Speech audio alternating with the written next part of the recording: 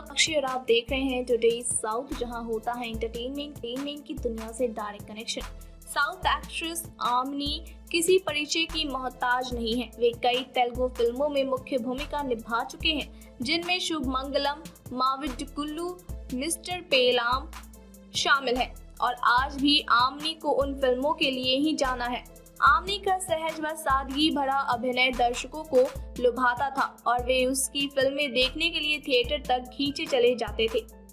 अब आमनी ने अपने करियर के उस मोड़ पर फिल्मों से दूरी बनाई जब वे काफी हिट फिल्म दे रही थी और हर कोई उनकी फिल्म पसंद भी कर रहा था।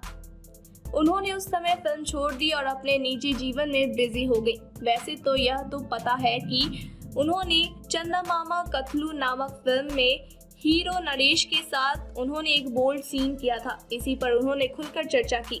उन्होंने कहा कि फिल्म में जब इस तरह के बोल्ड सीन्स की डिमांड होती है तो उन्हें करने में किसी तरह की कोई हिचक नहीं होनी चाहिए। दरअसल आमनी ने कहा कि मैंने अपने करियर में हर तरह के रोल निभाए हैं और मैं अपने काम के साथ न्याय करने में विश्वास करती हूँ।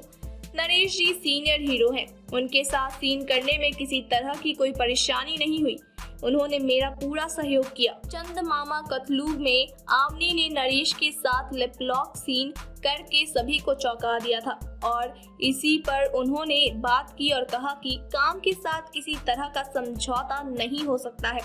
जब सीन की डिमांड हो तो ऐसा कोई बोल्ड सीन करने में किसी तरह का परहेज वे नहीं करती। खैर, कई सालों से फिल्मों से दूर रही आमनी ने फिर फिल्मों का रुख किया है और वे एक के बाद एक फिल्मों में काम कर रही हैं।